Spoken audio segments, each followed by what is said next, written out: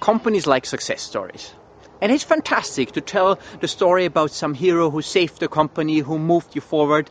It motivates your staff. It's important, and you should really do that. What is more tricky though is to talk about mistakes, to remember some of the things that had gone wrong. The great companies in our study were quite good in that. A good example is Shell in the early part of the 20th century. In 1907, Shell Transport and Trading and Royal Dutch, a British and a Dutch company, merged under the leadership of Henry Detterding, who was a Dutch guy that was really a brilliant CEO. With an iron fist, he brought the company forward and made it into the strongest competitor of Standard Oil, the American oil giant. Unfortunately, Henry Detterding developed, I have to say, a relatively positive view of Nazi Germany. That was a result of the nationalization of Shell in Russia, and I think a general feeling among many business people at the time that Nazi Germany was the only force that could stop communism to sweep into Europe.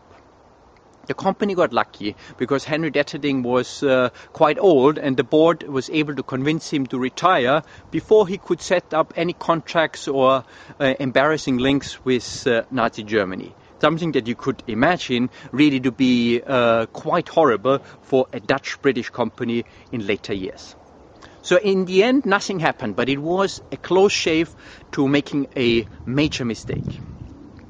You would expect that the company forgets about this and in later years doesn't talk about this too much. Shell did kind of the opposite. When in the post-war period they started to think about restructuring, they brought in McKinsey.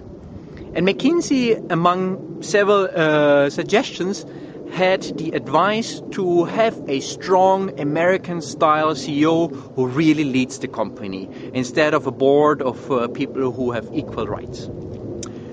Shell, in that point in time, remembered the prior mistake.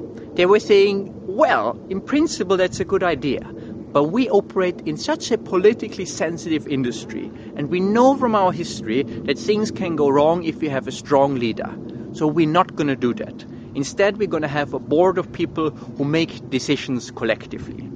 The outside world never liked that, but I think it was the right decision for Shell. So learning from your mistakes is very helpful to not repeat mistakes. It's painful, not easy. I suggest you do it if you want to succeed in the long term.